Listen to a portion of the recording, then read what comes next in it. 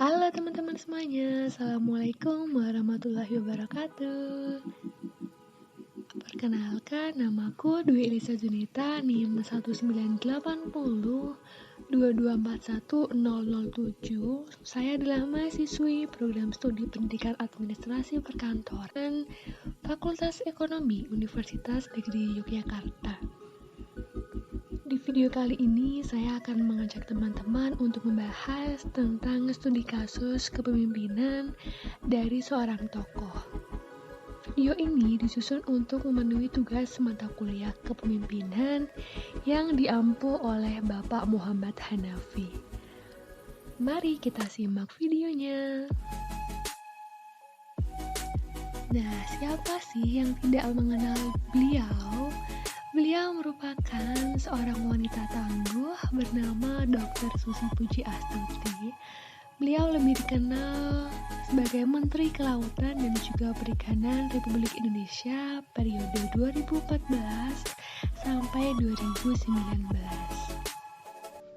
Susi Puji Astuti lahir pada tanggal 15 Januari 1965 di Pangandaran, Jawa Barat.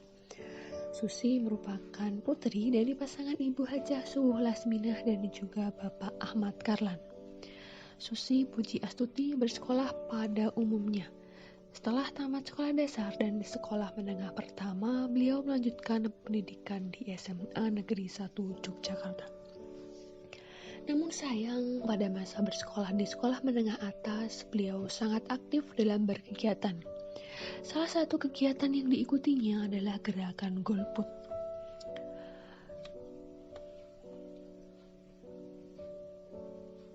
Ternyata keaktifan justru menyita waktu sekolahnya hingga pada akhirnya beliau dikeluarkan di SMA saat kelas 2. Putus sekolah tidak membuat Susi Puji Astuti rendah diri. Beliau justru termotivasi untuk lebih mandiri.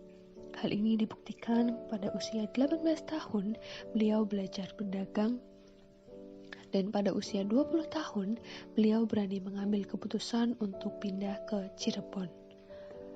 Bisnisnya berkembang setelah menggeluti selama hampir 13 tahun hingga puncak kejayaan bisnisnya pada saat beliau berusia 31 tahun. Susi memiliki pesawat bernama Cessna Caravan dengan harga 20 miliar dengan menggunakan pinjaman bank. Pesawat yang dimilikinya digunakan untuk mengangkut lobster dan ikan segar hasil tangkapan nelayan di Pangandaran ke Jakarta.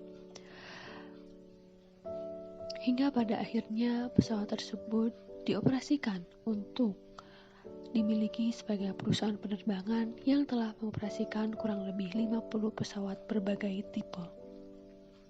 Susi ditunjuk sebagai Menteri Kementerian Kelautan dan Perikanan dalam Kabinet Kerja Joko Widodo dan Yusuf Kala yang ditetapkan secara resmi pada tanggal 26 Oktober 2014. Selama menjabat, Susi dikenal sangat giat dalam memberantas penangkapan ikan ilegal di Laut Indonesia. Beliau tak segan-segan memerintahkan penenggelaman kapal terutama milik asing yang terbukti mencuri ikan di perairan Indonesia. Dalam rentang waktu November 2014 hingga Agustus 2018, sebanyak 488 kapal pencuri ikan telah ditenggelamkannya. Karena kebijakan beliau mendapatkan apresiasi dari WWF International yang menganugerahinya Leaders for a Living Planet Awards atas komitmennya untuk menjaga keberlanjutan sumber daya kelautan di Indonesia. Hingga Oktober 2019 telah tercatat 556 kapal pencuri ikan telah ditenggelamkannya. Nah, yang pertama kita akan membahas tentang kualifikasi kepemimpinan dari seorang Susi Puji Astuti. Yang pertama, beliau merupakan pemimpin yang cerdas. Hal ini dibuktikan saat beliau masih kecil, di mana beliau memiliki pengetahuan yang baik mengenai pelajaran di sekolah maupun pengetahuan umum. Beliau juga sering mengeluarkan argumen atau pendapat dengan guru dan teman-temannya pada saat proses pembelajaran berlangsung. Selain itu, Susi juga dikenal sebagai seorang yang sangat cerdas dalam melihat peluang berbisnis. Beliau merupakan salah satu wanita hebat dalam dunia bisnis, terutama dalam hal bisnis hasil kelautan. Beliau memiliki segudang ide untuk mengembangkan laut dan maritim Indonesia. Terdapat ide dan kebijakan dari beliau yang dapat menguntungkan negara Indonesia. Salah satunya adalah menenggelamkan kapal asing yang mencuri hasil laut negara Indonesia. Yang kedua, beliau merupakan pemimpin yang tangguh. Beliau merupakan sosok inspirasi wanita tangguh dengan semangat pantang menyerah yang tinggi. Beliau memiliki kedisiplinan akan waktu belajar, di mana hal ini dapat terlihat dari waktu belajar yang dimulai sejak pukul 3 dini hari dan kemudian beliau membantu ibunya beberes rumah hingga waktu pergi sekolah tiba. Susi Pujiastuti merupakan menteri perempuan yang memiliki semangat dan pantang menyerah pada saat beliau menenggelamkan kapal asing yang berlayar ke laut Indonesia. Yang ketiga, beliau memiliki jiwa empati yang tinggi terhadap sesama manusia. Hal ini dibuktikan dengan kegemaran beliau membantu para nelayan di laut di dekat rumahnya di daerah Pangandaran. Beliau mengembangkan bisnis bakul ikan dan membantu para nelayan mendapatkan harga yang sesuai. Ketika terjadi tsunami Aceh pada tahun 2004, beliau juga membantu para korban bencana tsunami dengan mengirimkan bantuan berupa sandang dan pangan ke Aceh menggunakan pesawat pribadi. Lalu bagaimana sih fungsi kepemimpinan dari Susi Pujiastuti? Yang pertama, beliau melakukan perubahan organisasi, di mana hal ini dibuktikan dengan perubahan yang signifikan, seperti halnya dari dampak kebijakan pemberantasan illegal fishing, yaitu meningkatkan pendapatan rata-rata nelayan di Indonesia maupun menimbulkan ketegangan diplomasi dengan negara Vietnam. Nah, Susi Pujiastuti berhasil menerapkan 4 kunci dalam memimpin dengan sukses menurut Edwin Elok tahun 1991, yaitu yang pertama, motivate and trade, di mana hal ini terbukti dari kebijakan penenggelaman kapal asing yang melakukan penangkapan ikan secara ilegal. Yang kedua, knowledge, skill, dan ability. Dalam membuat kebijakan yang efisien, Susi Pujiastuti didukung dengan pengetahuan beliau tentang kelautan di Indonesia sudah tidak diragukan lagi. Yang ketiga, visi. Jika dilihat dari kepemimpinannya, Susi mengacu dengan visi dan misi pemerintahan Indonesia, yaitu untuk menjadikan Indonesia sebagai poros maritim dan menjadikan laut sebagai masa depan bangsa. Yang keempat, implementasi dari visi. Nah, tindakan tersebut merupakan salah satu bentuk mengimplementasikan visinya dengan mengacu pada Undang-Undang Perikanan Nomor 45 Tahun 2009 yang terdapat amanat penenggelaman kapal yang mencuri ikan di perairan Indonesia. Selain melakukan perubahan organisasi, beliau juga menciptakan dan mengimplementasikan visi. Susi Pujiastuti menciptakan visi yang mengacu dengan visi dan misi pemerintahan Indonesia. Beliau dapat menganalisis bahwa persoalan tersebut merupakan kapal asing ilegal yang berada di Laut Indonesia, sehingga beliau bertindak tegas untuk mengatasinya.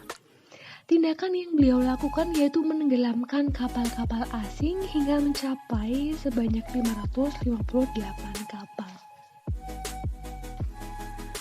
Lalu bagaimana sih teori kepemimpinan yang dibawakan oleh seorang Susi Pujiastuti? Nah, menurut Wahjo Sumijo, teori kepemimpinan adalah suatu yang melekat pada diri seorang pemimpin yang berupa sifat-sifat tertentu, seperti kepribadian atau personality, kemampuan atau ability, dan juga kesanggupan atau capability. Susi Pujiastuti memiliki kepribadian yang baik dari sifat nasional. Kepribadian yang terbuka, ramah, memiliki kesadaran tinggi, terutama dalam bertanggung jawab dan disiplin diri, kontrol diri yang baik, dan keterbukaan akan mencoba hal-hal yang baru. Hal tersebut menjadikan seseorang Puji Astuti seorang pribadi yang mampu berkomunikasi baik di depan orang lain, dikarenakan beliau memiliki nilai-nilai positif yang baik di dalam dirinya. Lalu bagaimana sih pengaruh Susi Puji Astuti dalam kepemimpinannya? Nah, Susi Puji Astuti memberikan pengaruh yang besar terhadap Laut Indonesia. Kebijakan beliau yang menenggelamkan kapal asing yang mencuri hasil Laut Indonesia patut untuk dipuji. Kebijakan penanggulangan illegal fishing di wilayah laut seluruh Indonesia dengan menenggelamkan kapal-kapal yang melakukan praktik ilegal berkenaan dengan Peraturan Presiden Nomor 115 tentang Satuan Tugas Pemberantasan Penangkapan Ikan secara Ilegal. Beliau mendapatkan penghargaan bergengsi karena dinilai agresif dalam melindungi kepentingan ekonomi dan lingkungan kelautan negara Indonesia. Nah, lalu bagaimana sih kekuasaan beliau dalam menjalankan kepemimpinan? Seorang Susi Puji Astuti merupakan seorang pemimpin yang lebih memfokuskan pada pengembangan para bawahannya dengan cara mengubah kesadaran bawahan untuk menyelesaikan masalah dengan cara-cara baru, membangkitkan dan mengeluarkan tindakan lebih untuk mencapai tujuan organisasi. Beliau memiliki kekuatan untuk mengubah kesadaran bawahannya untuk menyelesaikan masalah dengan cara-cara baru. Sebagai seorang pemimpin harus menggunakan kekuasaan dengan efektif sehingga mampu menumbuhkan semangat bawahan sehingga dapat mencapai tujuan organisasi yang telah ditetapkan. Nah, gaya kepemimpinan selama masa kepemimpinannya, Susi cenderung menggunakan gaya kepemimpinan transformasional, di mana gaya ini merupakan gaya yang mampu mengubah dari visi dan misi menjadi aksi dan dilakukan dengan membuat visi yang jelas, memotivasi bawahan untuk menjadi kreatif, inovatif, membangun budaya belajar, serta membangun komunikasi yang efektif.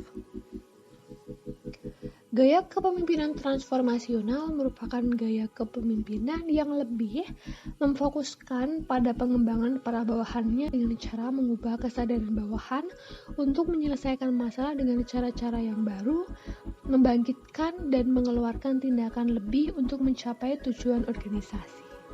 Hal ini disampaikan oleh Robin dan Judge tahun 2008. Dalam memimpin, Susi Puji Astuti dikenal sebagai seorang yang mempunyai sifat tegas dan memiliki jiwa yang maskulinitas serta menerapkan cara baru untuk menyelesaikan segala permasalahan.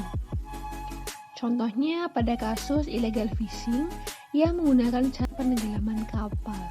Namun sebelum kapal tersebut ditenggelamkan untuk mencegah pencemaran laut, kapal-kapal yang akan ditenggelamkan dibersihkan terlebih dahulu dan mesin serta bahan bakarnya dipisahkan. Kebijakan tersebut hanya untuk memberikan efek jera bagi pelaku. Hal itu juga membuat masyarakat dunia patuh dengan aturan yang telah ditetapkan oleh Susi di bidang kelautan dan perikanan. Nah, dengan keunikan dan ketegasan Susi Puji Astuti dalam memimpin, beliau mendapatkan penghargaan yaitu Foundation for International Human Rights Reporting Standards. Hal ini terbukti dari kebijakan penanggulangan illegal fishing di Laut Indonesia. Selanjutnya, kepengikutan dari seorang Puji Astuti. Nah, sebagai seorang Menteri Perikanan dan Kelautan menjadikan hubungan yang erat antara beliau dengan nelayan. Hal ini diliput dari Kompas.com tanggal 13 Juni 2020 pukul 20:11 waktu Indonesia Barat dengan judul Kala Nelayan Maluku Rindu Kebijakan Tegas Susi Puji Astuti. Nelayan Maluku rindu kebijakan tegas Susi Puji Astuti. di mana beliau juga diungkapkan terutama soal pelarangan penggunaan alat cantrang yang diwacanakan akan diterapkan kembali oleh Kementerian Kelautan dan Perikanan. Nelayan berharap bahwa pemerintahan dapat mempertimbangkan kembali dampak penerapan alat tangkap cantrang. Berdasarkan liputan pada kompas.com dapat ditarik kesimpulan bahwa beberapa kebijakan yang dicetuskan dan diputuskan oleh Susi Pujiastuti memberikan pengaruh positif terhadap para nelayan yang ada di Indonesia. Nah, dalam pembuatan keputusan, Susi Pujiastuti mengambil keputusan berdasarkan logika atau feeling. Beliau mencoba untuk melatih dirinya untuk berpikir di luar kapasitas dengan menerima masukan dari orang sekitar. Namun, beliau tetap berpegang teguh terhadap pemikiran dan keputusan yang akan diambilnya. Ibaratnya adalah ketika kita berada di posisi puncak atau top position di perusahaan atau di hidup kita, nah kitalah yang harus memutuskan keputusan tersebut, ujar Susi Pujiastuti.